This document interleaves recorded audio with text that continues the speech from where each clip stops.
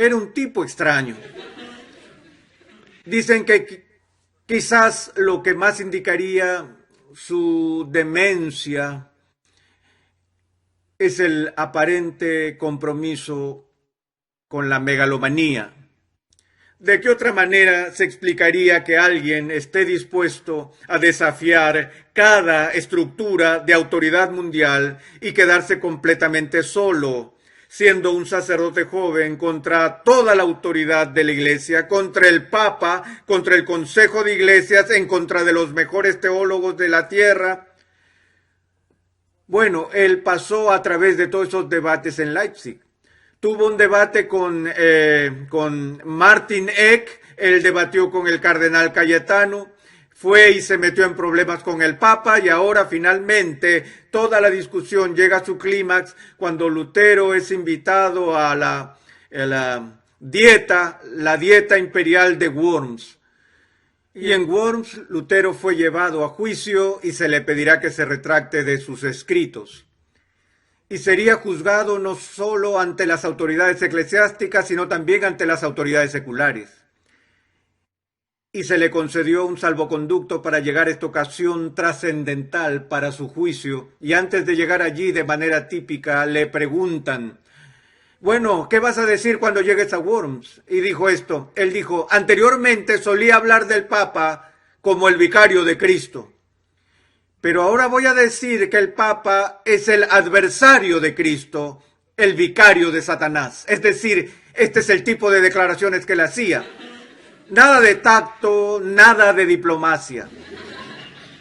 El mundo estaba viendo cuando se preparaba el escenario para la dieta imperial de Worms, y Lutero entró en la sala, y Hollywood lo hubiera presentado de esta manera, que Lutero entró en la sala del juicio y él se quedó allí solo, como en el centro de atención de la galería. La multitud, los príncipes de la iglesia, los príncipes del estado, lo miraron desde sus asientos altos, y el inquisidor se levantó y leyó los cargos y señaló los libros que estaban en la mesa junto a Lutero, y le dijeron: Martín Lutero, te retractarás de estos escritos.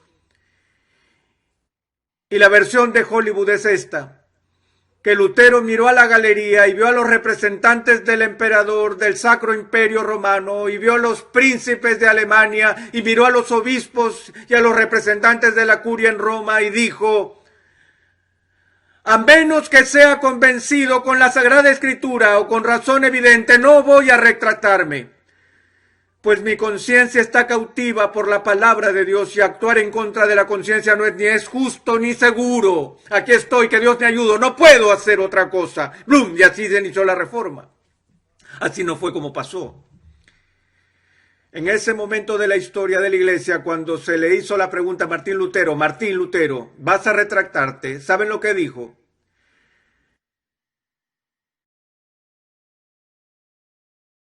Él contestó la pregunta y nadie en la sala pudo oír lo que había dicho. Ellos dijeron: ¿qué dijo? ¿Qué dijo? Habla, Lutero. ¿Qué es lo que dijiste? ¿Vas a retractarte de estos escritos? Y él miró a las autoridades y dijo: puedo tener 24 horas para pensarlo.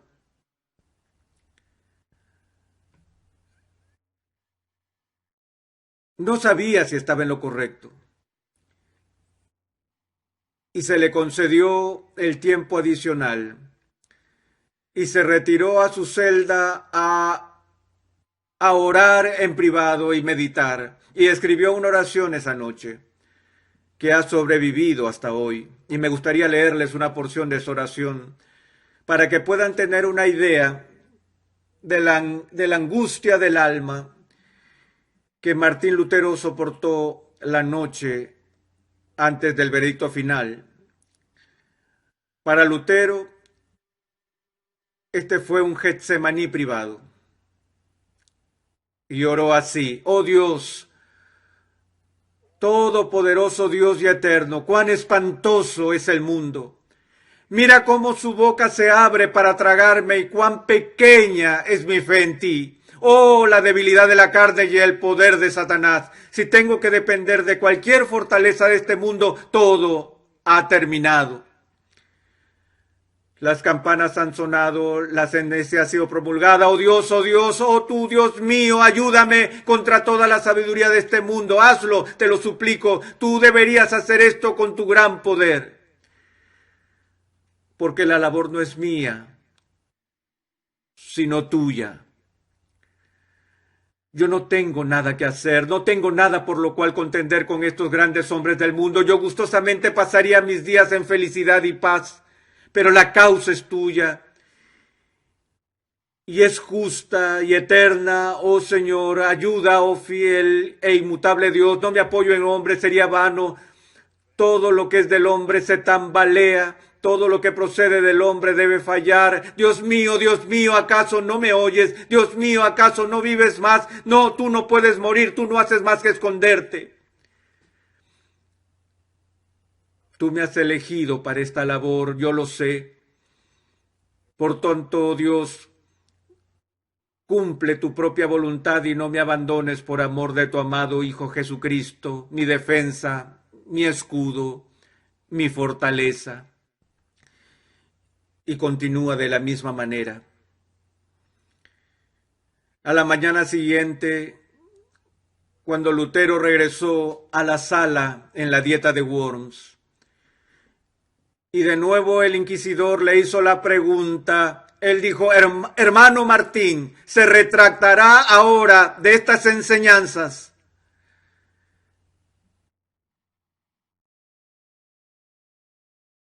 Y de nuevo Lutero dudó por un momento. Y él dijo, a no ser que sea convencido por las sagradas escrituras o por razón evidente, ¿no ven que no puedo retractarme? Mi conciencia está cautiva por la palabra de Dios. Y actuar en contra de la conciencia no es justo, no es seguro. Aquí estoy. No puedo hacer nada más. Dios, ayúdame.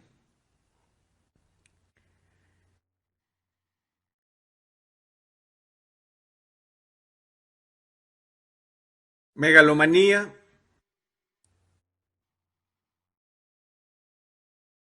Visiones de grandeza, tal vez.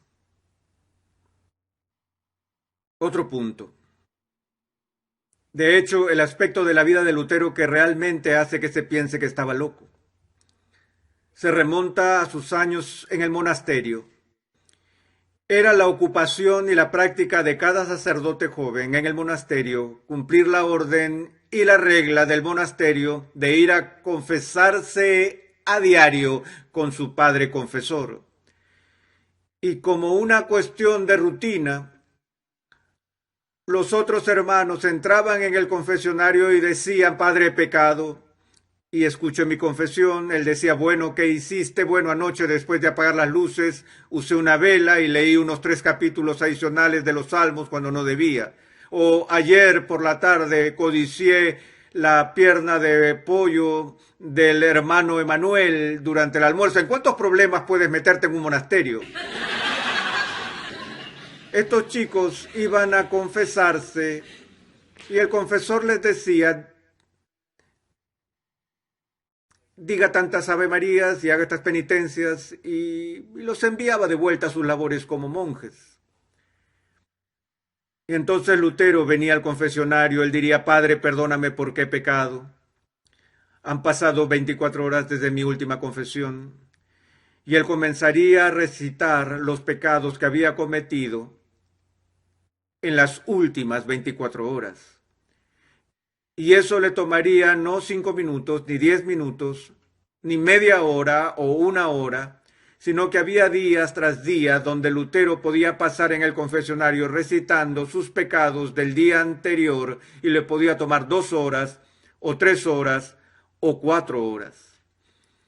Hasta el punto de volver locos a sus superiores en el monasterio. Y ellos se quejaron con él. Ellos dijeron, hermano Martín, deja esta preocupación por pecadillos. Si vas a confesar algo, que sea por un verdadero pecado.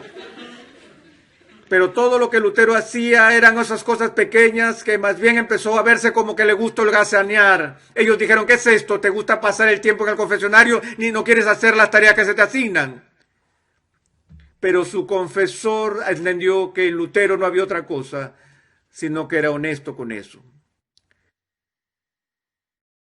Y Lutero reveló más tarde que salía del confesionario después de 3 o 4 maratónicas horas, y él oiría las palabras del sacerdote, tus pecados te son perdonados, y él sentía tranquilidad y alegría mientras regresaba a su celda, hasta que de repente se acordaba de un pecado que había cometido que se le olvidó confesar.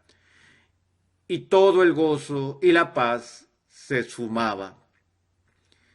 Eso es una locura, sí. En términos psiquiátricos modernos entendemos que se tienen mecanismos de defensa internos y normales para defenderse de las propias aflicciones culposas.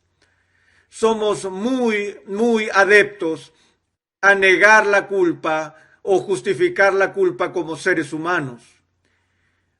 Dicen que a veces hay una línea delgada entre la locura y el genio, y que aquellos que son genios a veces cruzan de un lado a otro la línea. Yo sospecho que tal vez eso es lo que pasó con Lutero, porque la cosa que los psiquiatras pasan por alto sobre este hombre es esto, que antes de que Lutero haya estudiado teología, él ya se había distinguido con brillantez como estudiante de leyes. Y él tomó esa mente aguda, esa mente entrenada en derecho, y él aplicó a la ley de Dios.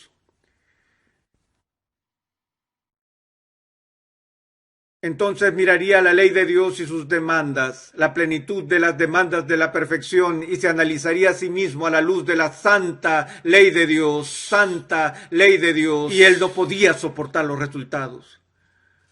Continuó evaluándose, no comparándose a sí mismo con los demás seres humanos, sino mirando el estándar del carácter de Dios, de la justicia de Dios, al verse a sí mismo tan horrible en comparación con la justicia de Dios, hizo que después de un tiempo comenzara a odiar toda la idea de la justicia de Dios. Entonces una noche, mientras preparaba una conferencia como doctor en teología para enseñar a sus alumnos de la Universidad de Wittenberg sobre las doctrinas y las enseñanzas del apóstol Pablo en el libro de Romanos, mientras estaba leyendo el primer capítulo y leyendo también los comentarios y también un pasaje que Agustín había escrito siglos después, llegó a Romanos 1 y leyó estas palabras: porque la justicia de Dios se revela por fe, y el justo vivirá por la fe. Y de repente el concepto brotó en su cabeza. Lo que este pasaje estaba enseñando en Romanos es que se está discutiendo la justicia de Dios, no esa justicia por la que Dios mismo es justo, sino que estaba describiendo la justicia de Dios, que Dios provee para ti y para mí, por pura gracia, libremente, a cualquier persona que pone su confianza en Cristo. Cualquiera que pone su confianza en Cristo recibe el abrigo y el amparo de la justicia de Cristo. Y Lutero dijo, esto entró en mi mente y me di cuenta por primera vez que mi justificación, que mi posición delante de Dios no se establece sobre la base de mi propia justicia desnuda, la que nunca estará a la altura de las demandas de Dios, sino que descansa única y completamente en la justicia de Jesucristo, a la que debo aferrarme en una fe confiada. Él dijo, y cuando comprendí que por primera vez en mi vida había entendido el Evangelio, y miré y vi que las puertas del paraíso se abrieron y yo las atravesé. Y es como que Lutero le dijo al mundo que desde ese día en adelante los papas y los consejos, las dietas y los reyes, el justo vivirá por la fe, la justificación por la fe sola. Dios es santo y yo no lo soy. Ese es el artículo sobre el cual la iglesia se mantiene o cae y no lo negocio con nadie. Porque es el Evangelio. ¿Es esto locura?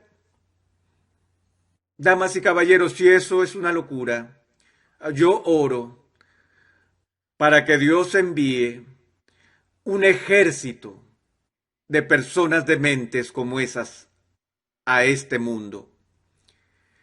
Que el Evangelio no pueda ser eclipsado, que podamos entender que en la presencia de un Dios santo, que como nosotros que somos injustos podemos ser justificados, es por el hecho de que Dios en su santidad, sin negociar su santidad, nos ha ofrecido la santidad de su Hijo, como el amparo por nuestro pecado, que todo el que cree en Él no se pierda, mas tenga vida eterna. Ese es el Evangelio por el que Lutero estaba preparado para morir. Oremos. Padre, te damos gracias por el testimonio de este demente, que entendió con cuánta desesperación necesitamos una justicia que no es la nuestra, para cubrir nuestra propia falta de justicia. Padre, te damos gracias porque no nos pusiste al borde del abismo, del infierno, como lo hiciste con Lutero, que no nos has llevado al punto de la desesperación antes de que hayamos sido capaces de ver la dulzura y la gloria de Cristo, pero sí es necesario para que cualquier persona que escuche este mensaje lo abrace. Entonces ruego, Dios, que el ángel de la muerte sea enviado a la conciencia de todos los que rechazan esta gracia, hasta que como Lutero estén listos para saltar de alegría al entender que su justicia está en Cristo y solo en Cristo. Amén.